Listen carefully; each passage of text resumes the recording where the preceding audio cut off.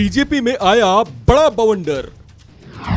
BJP के सबसे ताकतवर बोर्ड से गडकरी और शिवराज क्यों हुए आउट?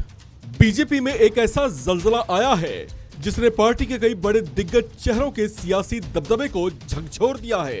पार्टी की नई संसदीय बोर्ड का गठन किया गया है।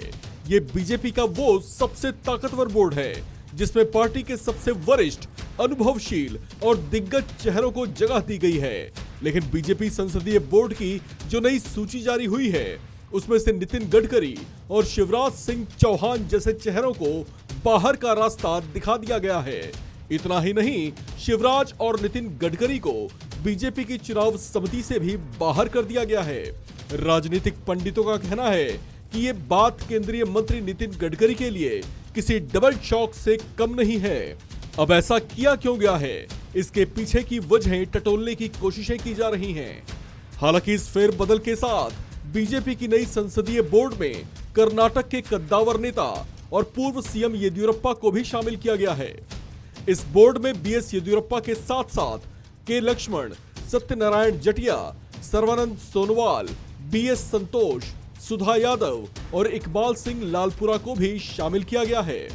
बीजेपी की संसदीय बोर्ड में हुए इस बड़े फेरबदल के साथ नितिन गडकरी और शिवराज सिंह चौहान को हटा दिया गया है।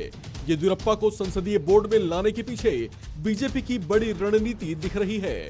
अगले ही साल यानी 2023 में कर्नाटक में विधानसभा के चुनाव होने जा रहे हैं और येदियुरप्पा कर्नाटक से आने वाले बीजेपी के वो चेहरे हैं जिनका वहां की राजनीति में मजबूत जनाधार है। ऐसे में उनका संसदीय बोर्ड में शामिल किया जाना बीजेपी की किसी बड़ी चुनावी राजनीति की ओर संकेत कर रहा है।